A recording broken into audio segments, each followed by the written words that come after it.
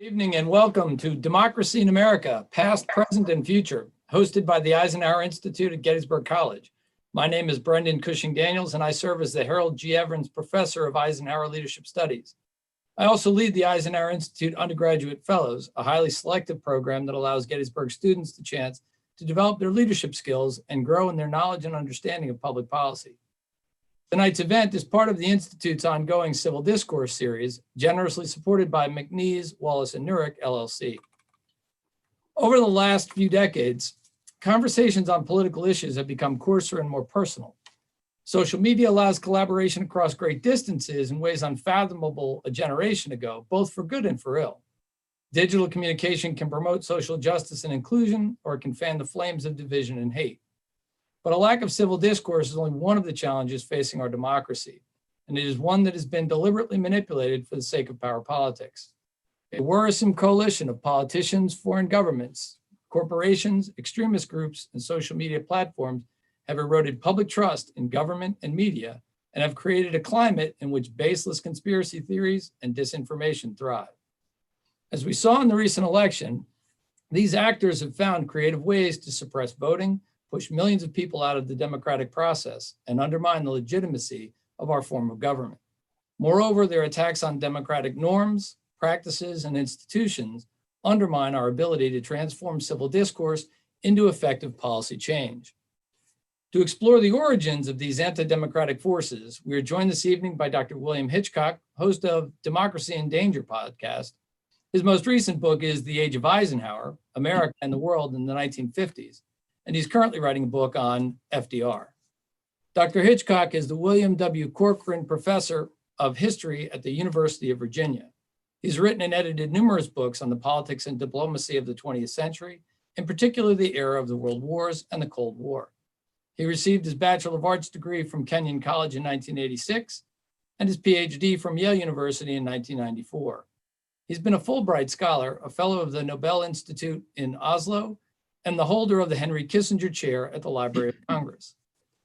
In an era when it is all too common to hear, "We've never been more divided," it is fitting to take more careful stock of our history so that we may look more clear-eyed into the future. We are grateful to have Dr. Hitchcock with us today to help us make sense of how we got here and what come next. We invite you to join the conversation by sharing your questions for Dr. Hitchcock using the Q&A feature. And now, without further ado, Dr. Hitchcock.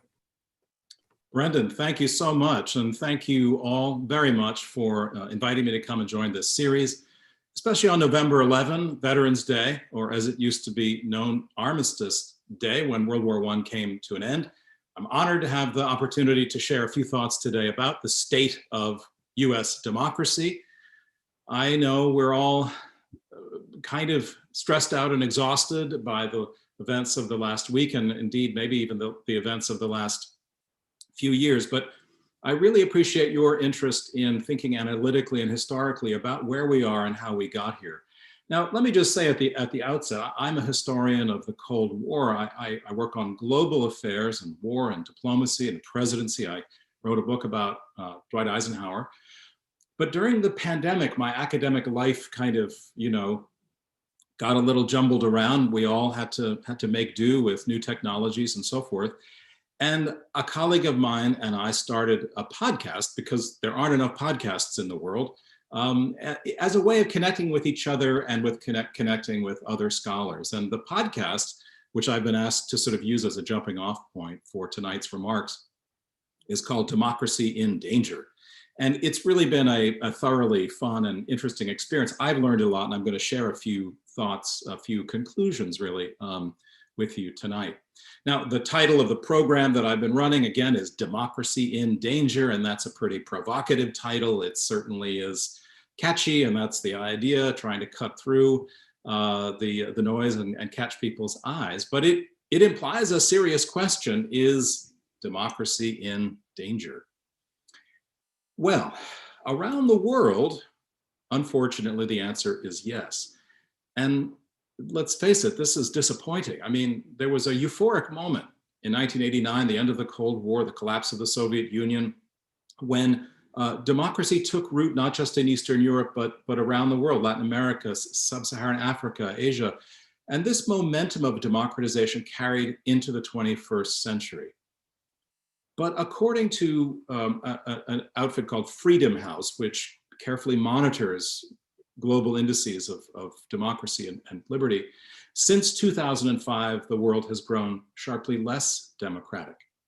And many countries show signs of slipping into illiberal or authoritarian forms of rule. Now, what does that mean? What does that look like?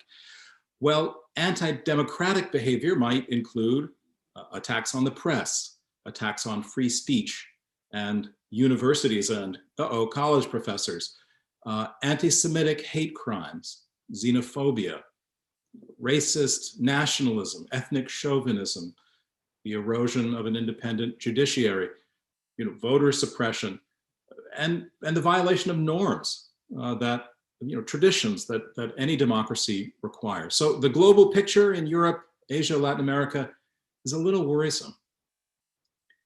Well, what about here in the United States? Is democracy in danger here? And of course, the answer to that question depends on how you choose to look at America. Despite what's going on in Washington right now with what I consider anti-democratic behavior of Republican leaders and officials, and we can come back to that later, I think you could make a case that while American democracy is really messy, it does work. After all, we just held a presidential election in which 150 million people voted. There was no violence at the polls. Despite assertions of some prominent individuals, there was no fraud, there was no malfeasance, and incredibly, really hardworking civil servants and poll workers tallied up votes very carefully, scrupulously. Now, we're bitterly divided ideologically, but I think, I hope, I believe that we are all eventually going to abide by the results. The people have spoken, the system held, and it produced a winner. I also want to point out that we just elected a woman of color to the position of Vice President of the United States. Now, that woman, Kamala Harris, is a daughter of immigrants. Now, given our history of race relations and xenophobia in America, this is an immensely important outcome. And we have to acknowledge the work and the passion and the drive of millions of people, especially women of color, who made that happen. Now, this result, the election of a Black woman as vice president, is part of a larger story. It's part of the expansion of the franchise in America. Over a long period of time, over the last century, instead of being a republic that only allows a small group of wealthy white men to vote, we've become, after a lot of struggle, a nation in which women can vote, African Americans can vote, immigrants and naturalized citizens can vote. We've broadened the franchise. We've made it possible in 2008 for an African American man to be elected president, and now a Black woman to be elected vice president. And I think it's also important to note that in 2020, a gay man, Pete Buttigieg, emerged as a major national candidate for the presidency. In recent years, our nation's laws have changed to allow for gay marriage. In my state of Virginia, we've elected a trans woman to our state legislature. These are hugely important milestones because they demonstrate that our democracy is more inclusive than ever.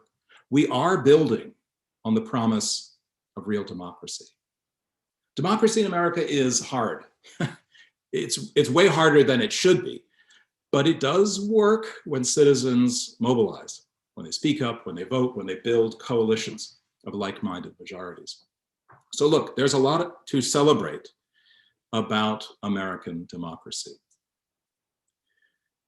On the other hand, ladies and gentlemen, I think if we look hard at the past and the present of democracy in America, we find a lot of countervailing evidence to this optimistic narrative that I've just laid out. And in my conversations with leading scholars in this podcast format, I have learned a lot about the major structural obstacles that we face if we want democracy to survive and if we want it to continue to expand and to strengthen.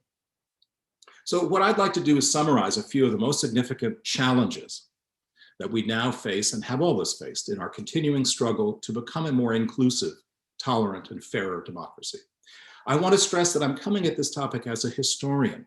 I'm trying to take the longer view. We're so focused on the moment, every moment of the news cycle. There's a sense of exhaustion and sort of panic and alarm, and I feel it too. But let's take a longer look and try to figure out what are the origins of the problems that we face. And in fact, they're not new. They've been with us since the start of the founding of the country. So I want to focus on three big issues and then sort of wrap up after I get into those three big issues with a few additional points. Now, the first problem that we are always going to confront in making American democracy work better and making it more inclusive is that the very machinery of our democracy is frankly anti-democratic. And it was designed that way. From the very start of our democracy, participation in the governing process was strictly limited. I mean, let's stipulate the obvious point that enslaved people and women were not incorporated into our national body politic at the founding of the country. And even among elite white men that led the revolution, there was a debate about who should participate in the new democracy. One school of thought said, real democracy can only be achieved if the common man held political power, the working man, the artisans, the shopkeepers, the tradespeople. This was an idea largely championed by figures like Ben Franklin or Thomas Paine. But right from the start of the nation, a counter argument was made. No, the people can't really be trusted to govern themselves because the people are rather vulgar. They're not well educated. They're not refined. They are subject to manipulation by demagogues and charlatans. Far better that an aristocracy of merit, the most talented men, should take positions of power and lead on behalf of the common good. Now, that view, supported by various figures during the founding, was ultimately reflected in our electoral institutions. Congress was designed, in essence, to both reflect the will of the people while keeping the people at arm's length. It was designed with two houses, one in which the people voted directly for their representatives, the House of Representatives, and another in which state legislatures would elect members, the Senate. And this was a way of making sure that elite men of talent and influence, and no doubt of wealth, would be able to direct the machinery of government and keep the vulgar mob from having too much influence over the course of things. Now, of course, this has changed somewhat. Nowadays, we elect our senators directly, but each state, regardless of its size, you all know this, have two senators, thus making it possible for states with very small populations to have as much political power in the Senate as states from the most populous ones. And as we know, the Senate can throttle legislation coming from the House, it can stymie the will of a president, and it has a unique role in shaping the federal judiciary. And then, of course, we have the Electoral College, which nowadays we know a great deal about. 10 or 20 years ago, I assure you, not very many people knew much about the Electoral College. Now, it is a mechanism designed to create a buffer between the people and the presidency, right? Rather than have a popular vote directly for president, the framers created a system whereby state legislatures selected men to form an electoral college. The number of electors was, of course, determined by the size of the populations in each state. And those electors would in turn elect the president. Now, this system was designed to keep the people at one remove from the process of selecting the president. And of course, we still have a version of this system today. Now we elect slates of electors when we vote for president, and they in turn cast the ballot for president. Now, the Electoral College, as you know, has led to some rather awkward moments, to say the least, in our democracy. Now, Joe Biden won the popular vote easily this week, but he won only narrowly in those key states that gave him the Electoral College majority. And this creates a huge temptation to fight the results of the election in those few states. The last time around, in 2016, Hillary Clinton, of course, won the popular vote, but not the presidency. And to remind you of how undemocratic this system is, in 2016, Donald Trump only won 46% of the popular vote, less than Clinton, but won 55% of the votes in the Electoral College. And of course, Al Gore in 2000 won the popular vote, but George Bush won the presidency. Now, this just feels wrong. But as the saying goes, it's a feature, not a bug, of our democracy. The Senate, the Electoral College, and indeed one could add the Supreme Court, whose members are appointed by the president, even if he does not have the support of a majority of the people. These bodies have always functioned as a way to maintain political power in the hands of elite men. If it seems undemocratic, you're right. and it was designed that way. Okay, so that's one problem that we're always going to face if we want to make our democracy more inclusive. The machinery is fixed. A second problem that hurts our democracy in efforts to become more inclusive is our historical, profound confusion and conflict over who gets to vote in our democracy.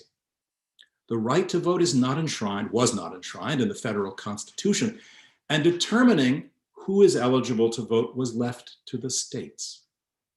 Now, for the first century of our country's history, voting in most states was limited to white men, often property-owning white men, not always. The American Civil War would change that, but only for a while. The Civil War was fought over slavery, of course, but it was also a war about what form of government Americans wanted. Many in the South wished to protect the power that slavery gave them, the economic and political power. Many in the North believed that American democracy could only survive if the slave power of the South, a small minority of Southerners who held too much political power, was abolished, thereby allowing democracy to take root in the South. And it took a bloody civil war to resolve that issue.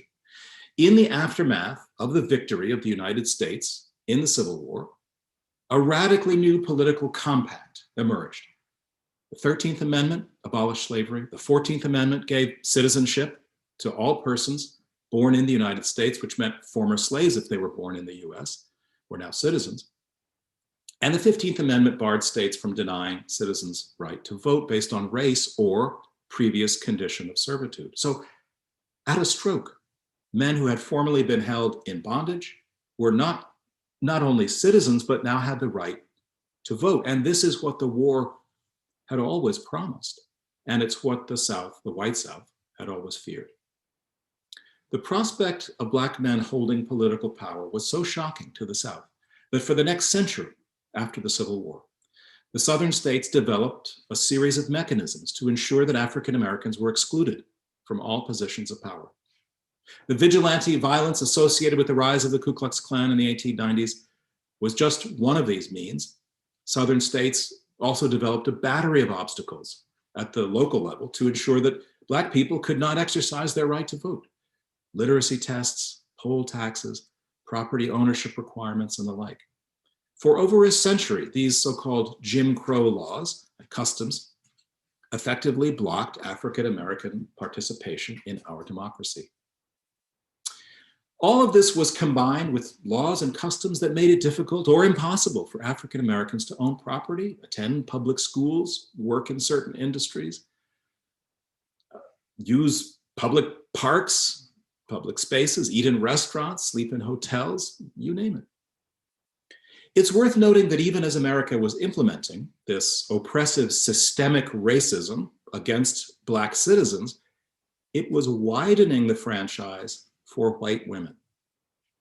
In the 19th Amendment gave women the right to vote in 1920, but obviously the same structures against Black political participation applied.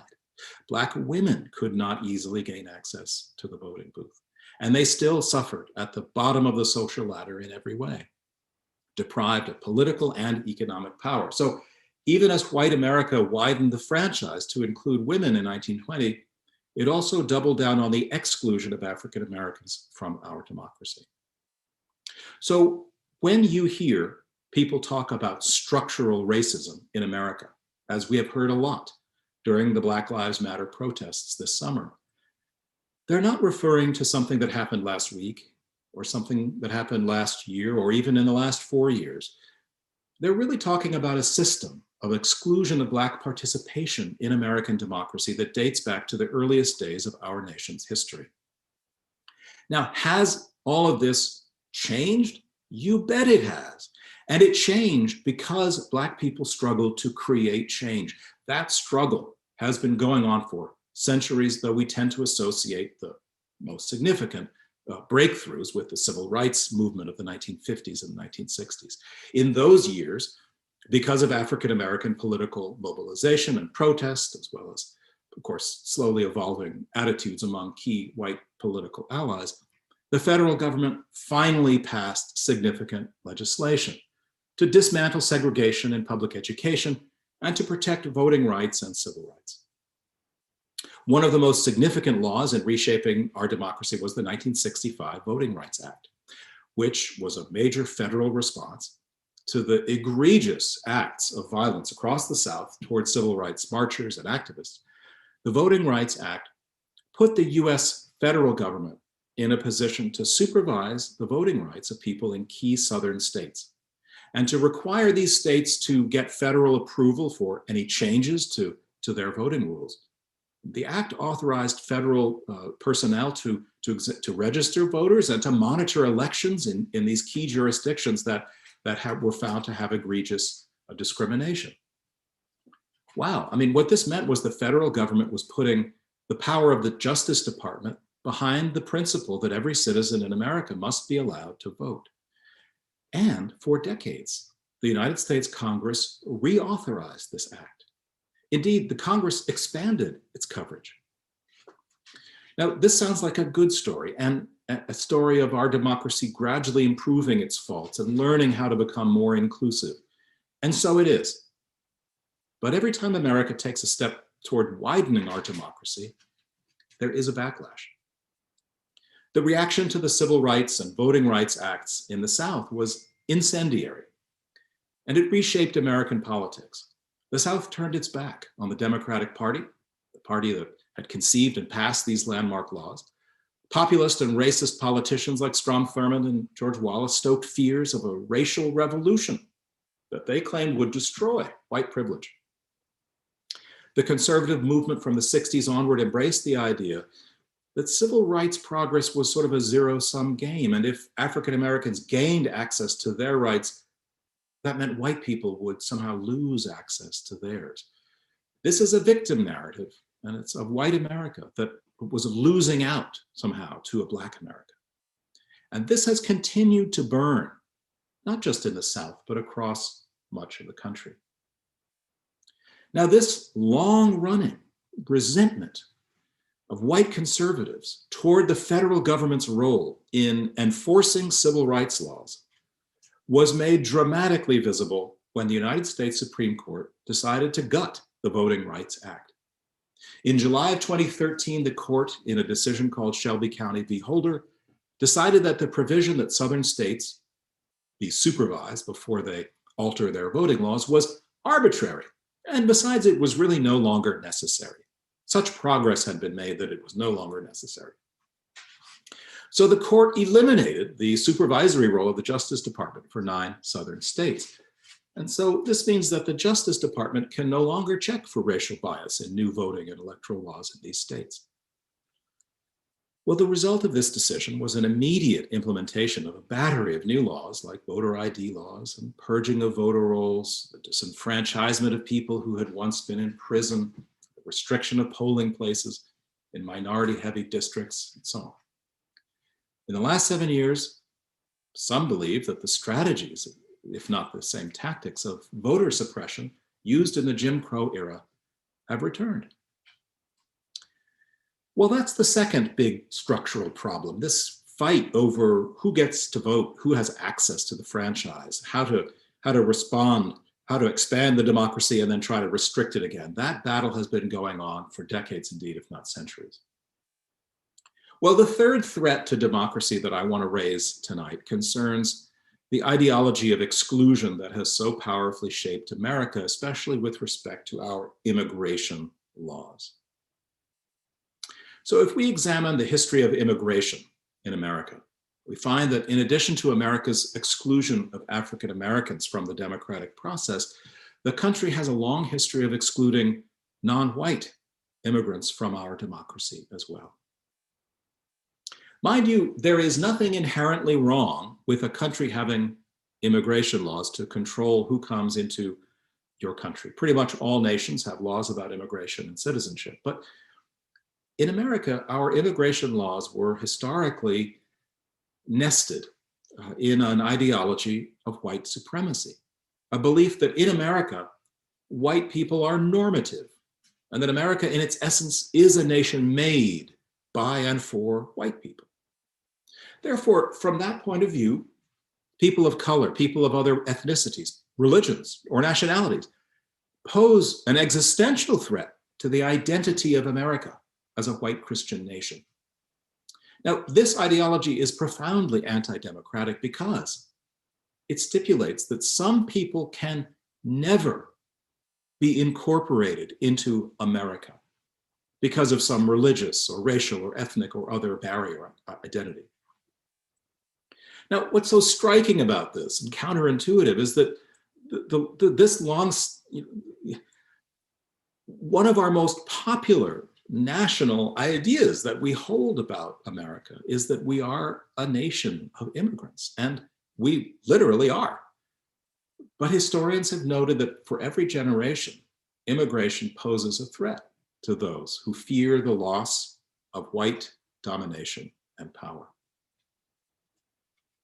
Since the 1882 Chinese Exclusion Act, which was our first law to ban a specific nationality from entering the US, that's 1882, the US has used race and ethnicity to bar certain kinds of people from entering the country. In 1917, and again in 1921, and again in 1924, new immigration laws extended bans on the immigration of Asians, Southern and Eastern European people, especially Jews, Poles, Slavs, Russians, Italians, Greeks, and set very small quotas about how many such nationalities could be allowed to come in to the country. The purpose of these immigration acts was to preserve the homogeneity of the population, to ensure that white, Anglo-Saxon, or Nordic Christians would continue to hold a privileged place in America. Some of you will know that these laws, these immigration laws, emerged mostly in the early 20th century, just at the same time that the so-called science of eugenics was taking root in universities, especially, by the way, the University of Virginia, where I work, and in public policy.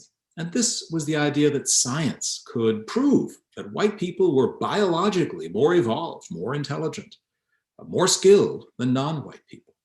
And the United States, if it wished to maintain its leading role in the world, would have to limit any dilution of its Anglo-Saxon heritage. Now, this is, quack science, and it was discredited in subsequent decades. But the point is, America has a long history of seeking to shape its population in terms that reflect a desire to sustain the power and influence of white people. During the 60s, our immigration laws went through a big change, just like our civil rights laws did.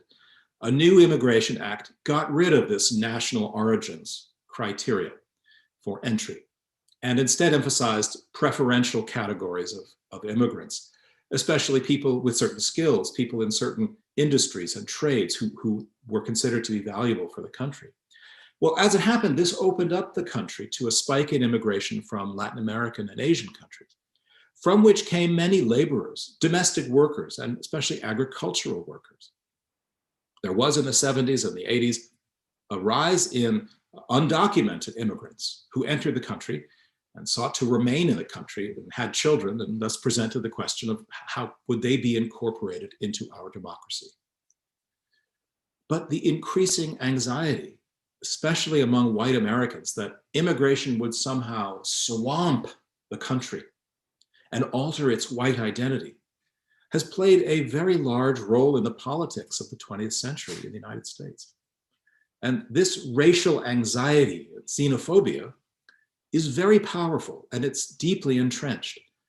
And it explains why in 2016, Donald Trump was able to build so much support for what were really quite extreme ideas about immigration, whether it was banning Muslims from entering the United States, banning asylum seekers, building a border wall, even seizing the children of asylum-seeking families and separating them from their parents, deporting people who had been in America legally for years, or perhaps even the big one, revoking the constitutional principle of birthright citizenship, that if you're born here, you're a citizen automatically.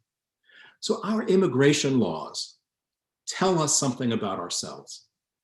For well over a century, our immigration laws have been driven by fear that non-white and non-Christian people would somehow alter this essential character of our nation. Again, nothing wrong with having immigration laws. That every country does, we can too. But what is driving those immigration laws? What factors are driving them? That's what scholars have drawn a lot of attention to, the relationship between racial ideology and immigration laws. All right, ladies and gentlemen, I've gone for a good 30 minutes and I'm going to leave plenty of time for Q&A, but I just want to say I've mentioned three pretty big problems that we face as we try to make our democracy more inclusive, more democratic. The mechanics of the governing system are fundamentally anti-democratic.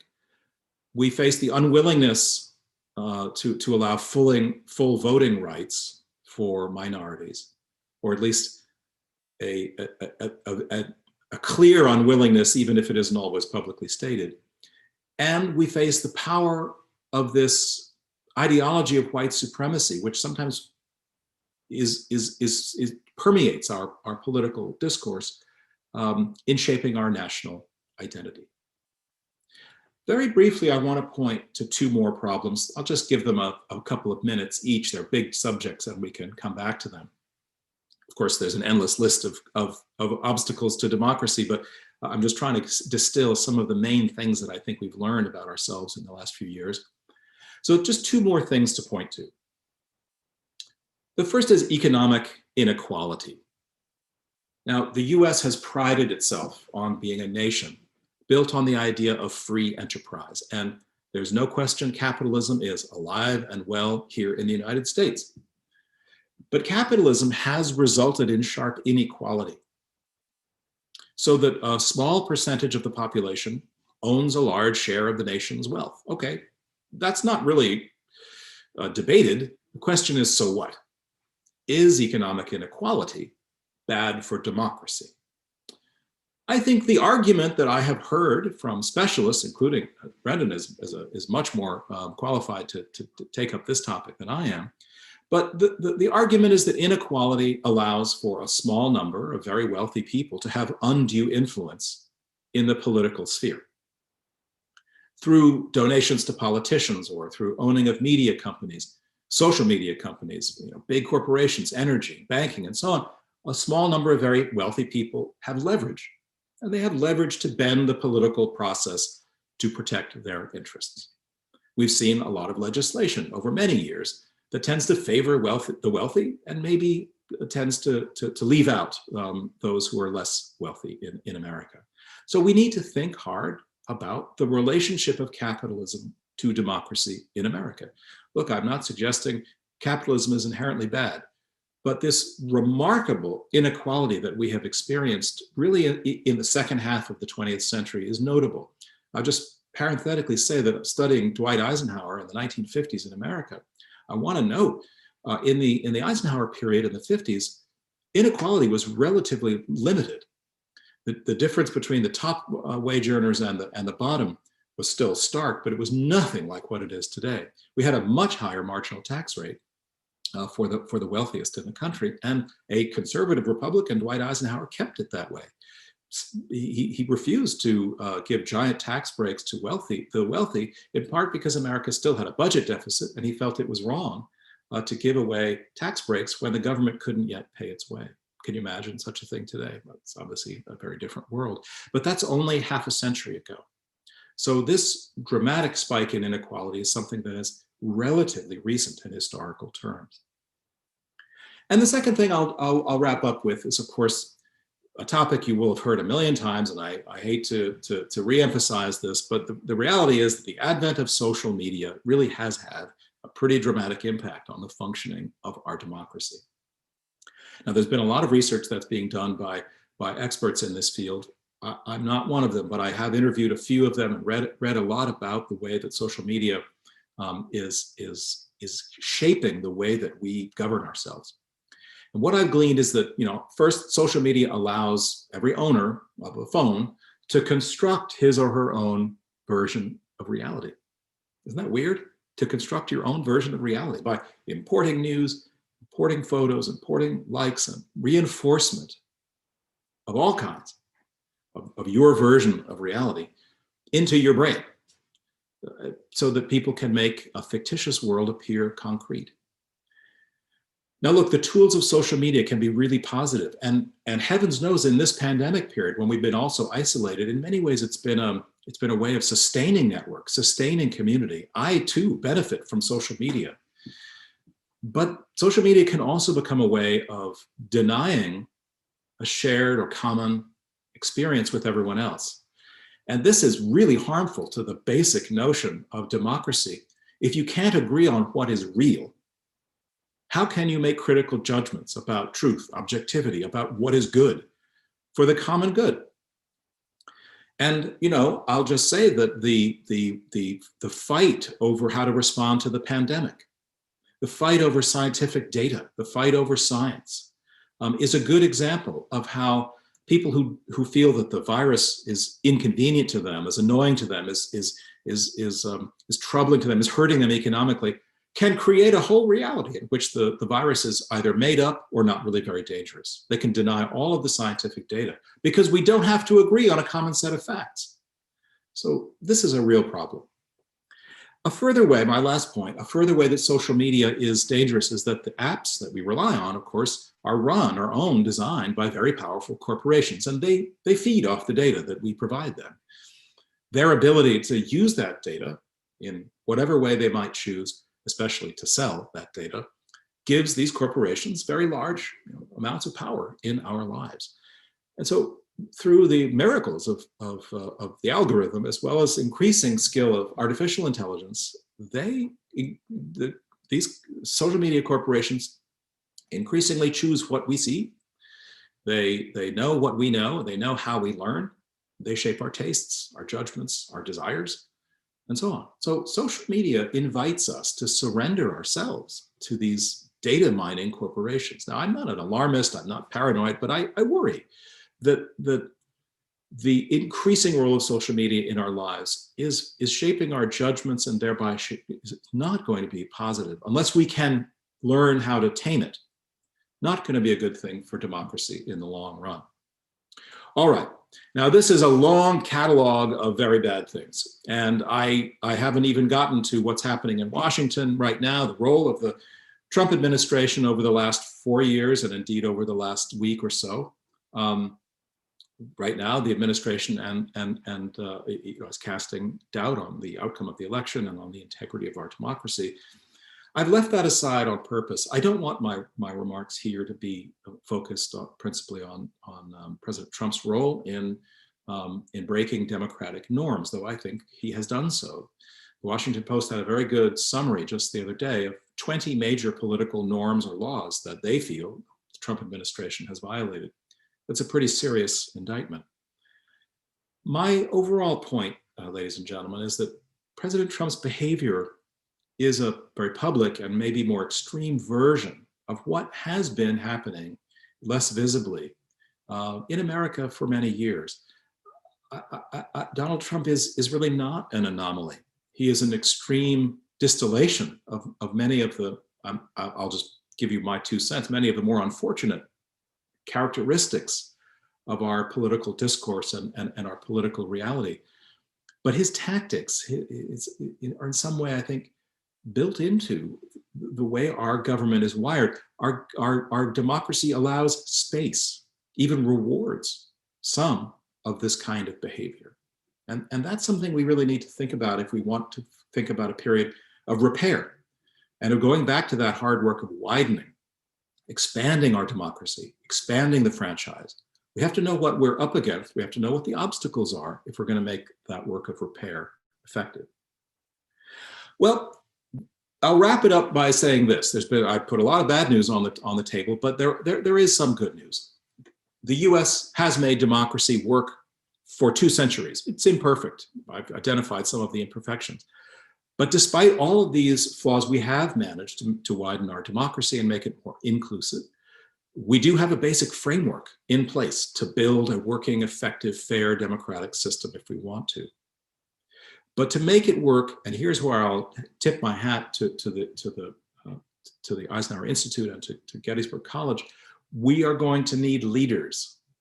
we are going to need leaders who are willing to stand up, willing to point out the faults, willing to chart the path forward.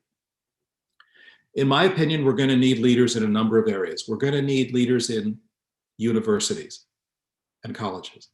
And those are going to be students, and they're also going to be administrators who are fearless and who are bold and who are willing to speak out. It's hard.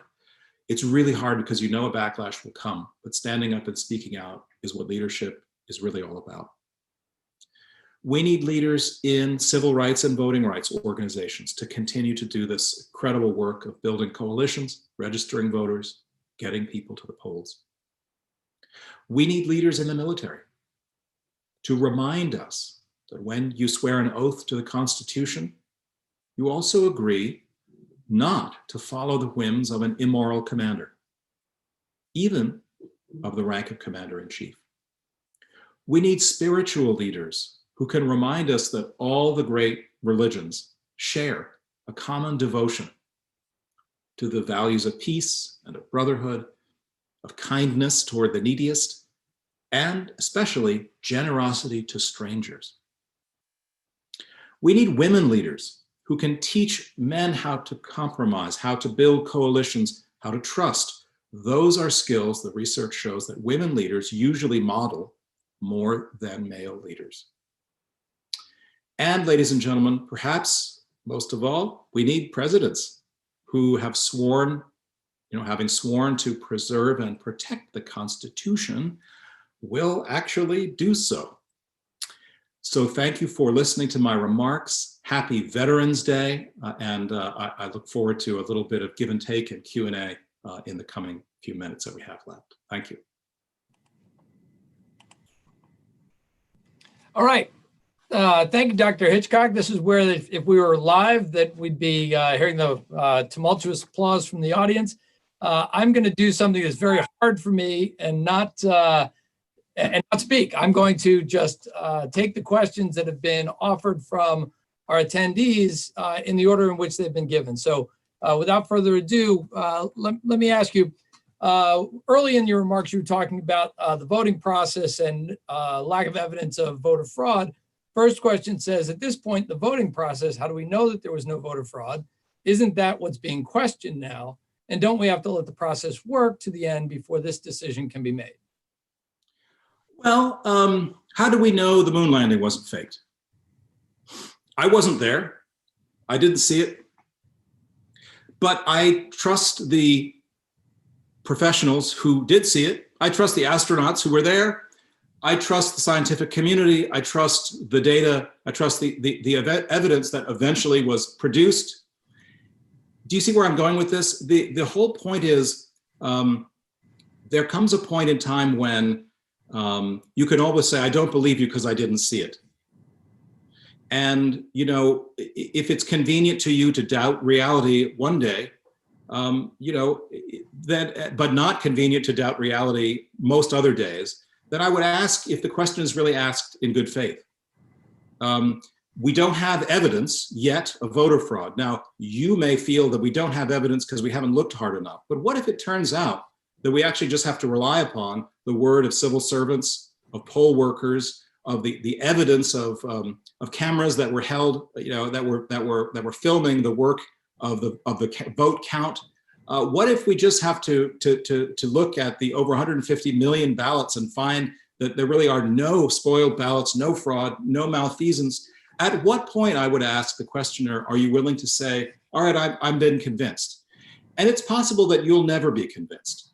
I understand that. That's your right never to be convinced. But I think if you're asking the question in good faith, you would simply have to say to yourself, I have a threshold. And until we meet that threshold, I'm doubtful. But once we've met that threshold, then I will accept the results. That's fair. That's fair. And your threshold may be different from mine. But all I would ask is there a threshold at which you're willing to say, yes, I believe the outcome, and I'm willing to accept the results? Great, thank you. So the second question is, might not the election of Donald Trump vindicate the founders' notion that the masses are susceptible to the election of demagogues and point to the efficacy of having some layers between the people and their electoral system? Yes, it does. I mean, this is the paradox, is that the founders actually were onto something, which was that, the democracy is dangerous in the sense that if you really want full and complete democracy, you may end up with just a gigantic and never-ending argument on your hands. And in an argument, your passions are raised, your blood begins to boil, you feel aggrieved, you feel angry at the other side, and that's when a demagogue can manipulate your passions and make you go in a certain direction. So in this sense, they knew us, they anticipated the dangers of democracy very well. The problem was that their methods for fixing that problem, fixing the problem of the demagogue or fixing the passions of the mob, you could make a case that over 250 years that they've worked more often than they failed. After all, we've only experienced this problem of an electoral college versus a popular vote result just a few times in our history, and it happens a couple times in our own lifetime. So we're particularly sensitive to this flaw. But if you looked at it over the long run, you might say it works pretty well. But here we are, and the reality is increasingly we find that there's this divergence between large populous states and which vote in very large majorities for one candidate, but then an electoral college which will vote because of the way that electoral college is weighted for another. And in some ways I'm heartened that Joe Biden got a pretty substantial general, overall popular majority, because if it had been really close there, I think the temptation to undermine the Electoral College result would have been that much greater. Even though, of course, President Trump did not win the popular vote the first time around, or the second time. So yes, good question. Great. So here's a teaching question for you. So naive question: what is the difference between a democracy and a republic? Oh yeah, this is the great the great red herring of our time. And basically, the notion is simply this: democracy means the government of the people, in which case the people are just going to argue in the public sphere, and they're going to argue it out until they hold a vote. And in the scenario we described, passions will boil over. Maybe there'll be a demagogic leader, but maybe not. It's a mess. It's confusing, and you have a majority that can tyrannize a minority. A republic is designed to delegate powers up the chain, to select representatives. Those representatives then can work out the country's differences. And the theory behind this is that the people to whom power has been delegated are going to be somewhat more judicious. They're going to be removed from the demos. They're going to be taken up out of the trench, out of the muck of popular discourse, and they're going to think about the good of the country. They will probably be better off resolving differences. Now, the fact is that to say that we're a democracy, we're a republic, not a democracy, that means that we shouldn't listen to the will of the people, is quite contrary in some sense to our collective idea of what democracy really is. So if I said to you, we're both, would that resolve the issue? We believe in the principle of one person, one vote, and that the most votes should win. At the same time, we do embrace a notion of a system of balances so that the minority can be respected and not punished and not jailed if it should lose a vote, and that representatives that we appoint will work out our differences because maybe we're too close to the ground and too passionate to really work out the differences. So it's a good question. I would just say to you, last point on this, it is a bit of a red herring in that some people will say, well, we shouldn't have to listen to the actual voters because we're a republic, not a democracy. You may have seen that Senator Mike Lee from Utah said, hey, democracy is really not the best form of government because we're a republic. We shouldn't have to really listen to what the people say. Now, I would just ask you if you really are happy with that as a conclusion. Is that what you imagine America to be, a place that really doesn't listen to the will of the majority? Right. All right. So next question is, can you please speak on the role of culture in either supporting or denigrating democracy, and how culture impacts democracy into the future? Culture. Well, I guess I don't know what that term includes. It is broad. It's a broad one. I mean, you know, without assigning cultural attitudes to, you know, you and you and you in different parts of the country, I would simply say, you know, let me ask this question without really answering, because I'm not sure I have a very good answer to it. But literally one of the things that I think has been a silver lining of the last few years is that people like me, and I'm just a mouthpiece for some of the really great scholars who are doing great scholarship in this field, have really started to break down and to explain to students and to public audiences just how our democracy works, why it doesn't work in some ways and how it works better in others.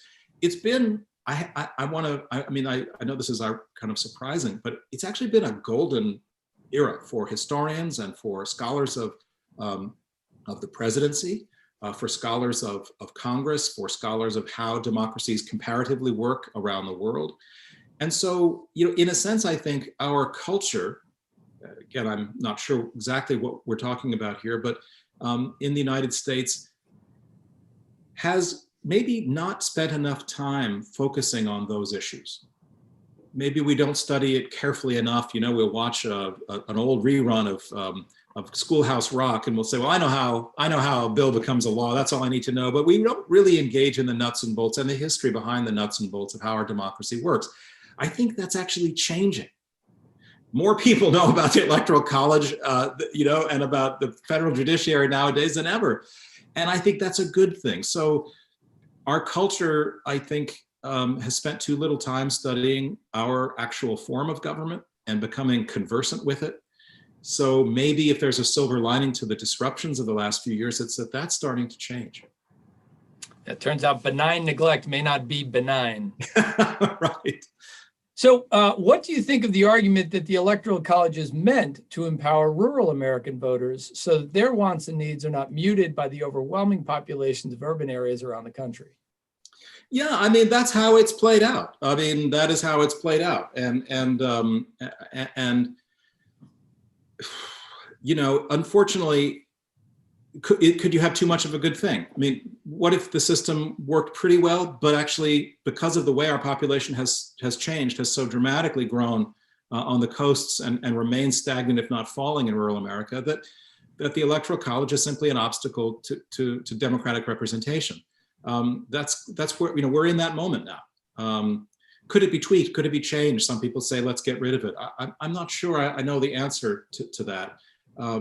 But clearly, demographic trends suggest that this divergence between the population as a whole and the power of the rural states in the Electoral College is only going to grow. That we're going to have even more people voting in California and New York, but still, you know, having a relatively small, roughly the same number of electoral votes. Whereas states in the center of the country are losing population, they're still going to have 2 senators. Maybe their overall number of Electoral College votes might diminish a little bit, maybe not.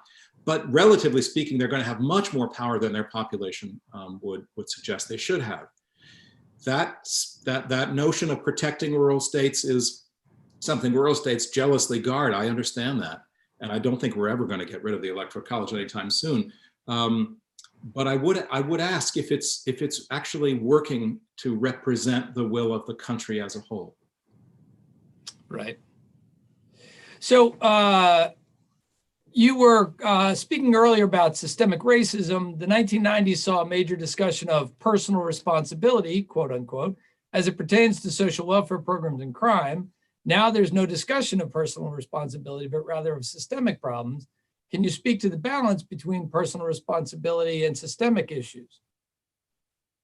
I don't think they're in any way in tension.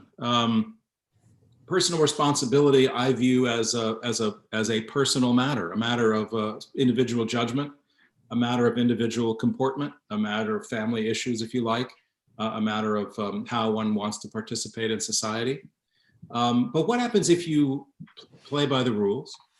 If you recognize all of the requirements, the public and social requirements of behaving a certain way, of appearing a certain way, of raising your family a certain way, and then you still come up against systemic racism. I mean, let me put it to you this way. The civil rights movement leaders of the 1950s, they were, in my judgment, they appeared and behaved like ideal Republicans. They were deeply Christian. They were profoundly patriarchal. Male-centered family, and the Black families of the civil rights leaders, very much male-centered. They believed in equal opportunity. They believed in the opportunity of America. All they asked was to be allowed to participate in the process of equal opportunity. In many respects, they fully believed in the system. They just wanted entrance into it, and they were denied. So let me ask you if you think that personal responsibility was exhibited by the leaders of that movement, of that era. And what they learned was that no matter how often they went to church or prayed in public or adhered to other strict social codes, they were still always going to be seen as Black people. So, you know, I hear again, we're on that democracy versus a republic. You know, somehow this is a debating point that personal responsibility should matter just as much as systemic racism. I think that's dodging the issue, because you can have all the personal responsibility you want and still encounter systemic racism. Yeah, I'm going to try and hold. Go ahead, Brendan. You've been hard for me to stay out of this. Do you see a threat to American democracy from the military establishment regarding the war powers since 2001? And are we currently at war? How many wars being conducted today degrade fundamental rights and liberties of the American people? Ooh, that's a good one. I know I won't go on too long here, and I'll be very brief. No, I don't worry about a threat to democracy from the military. Brett and I were talking about this just before we began. On the contrary, I think the military leadership is overwhelmingly full of very honorable and extremely conscientious officers who are devoted to the principle of their oath to the Constitution. I really trust them. And I have had the privilege of talking and speaking with many of them over the years.